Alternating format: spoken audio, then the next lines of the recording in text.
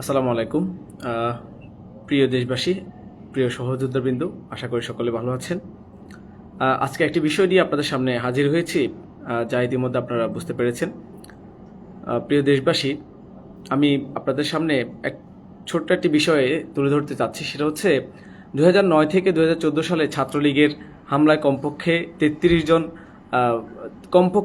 জন মানুষ নিহত হয়েছে এবং সেই জায়গায় আহত হয়েছে প্রায় 129 জনের অধিক এবং কোনো কোনো জায়গায় বলা হয়েছে প্রায় 1,500-এর অধিক। আমরা বলতে চাই যে বর্তমানে যারা আসলে ছাত্রলীগের প্রতি মায়াকান্না দেখাচ্ছে তাদেরকে ইন্ডিকেট করে বলতে চাই যে বিগত 15 বছরে নিষিদ্ধ সংগঠন ছাত্রলীগের হাতে নির্যাতিত হয়েছে প্রায় 1,032 জন মানুষ। সেই জায়গায় নিহতের সংখ্যাটা অনেকটা, আমরা বলতে চাই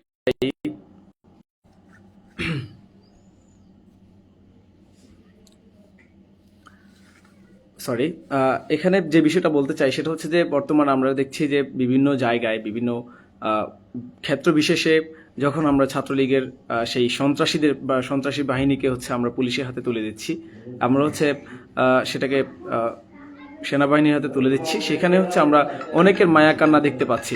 তা আমরা বলতে চাই যে এই মানুষদের আসলে এই বিগত 16 বছর যাবৎ তারাও এই ছাত্রলীগের নৃশংস হামলা এবং নিহতের সাথে তারা জড়িত ছিল। অন্যথায় তাদের এই সকল ফিরিস্তি দেখেও তারা কিভাবে তাদেরকে সমর্থন করছে এই বিষয়টা আমাদের আসলে বুঝে আসছে না।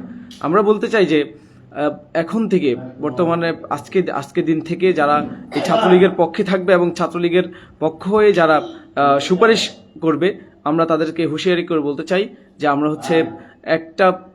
একটা প্রাণীকেও আমরা ছাড় দিচ্ছি না। কারণ আমরা দেখেছি বিগত সরকারের আমলে, বিগত ফ্যাসিজমের আমলে এই ছাত্রলীগ কিভাবে আমাদের মা বোনদের ইজ্জত হরণ করেছে, তারা কিভাবে ধর্ষণের সাথে জড়িত ছিল, তারা কিভাবে স্কুল কলেজ শিক্ষার্থীদেরকে হামলায় এবং নিহতের মতো জঘন্য কাজে তারা কিভাবে জড়িত ছিল। আমরা বলতে চাই যে তাদেরকে যখন প্রশাসনের হাতে আমরা তুলে দিচ্ছি, তখন যারা তাদের পক্ষ নিয়ে তাদেরকে ছাড়ানোর জন্য যারা মাঠে ঘাটে যারা অ্যাক্টিভলি কাজ করছে, আমরা তাদেরকে বলতে চাই আল্লাহর ওয়াস্তে আপনারা আপনাদের এই বিষয়গুলো বন্ধ করুন এবং এই দেশের জনগণের কথা, এই দেশের মা বোনদের ইজ্জতের কথা মাথায় রেখে আপনারা তাদের পক্ষপাতিত্ব করা বন্ধ করুন। অন্যথায় এই ছাত্র জনতা আপনাদেরকে সহজে ক্ষমা করবে না।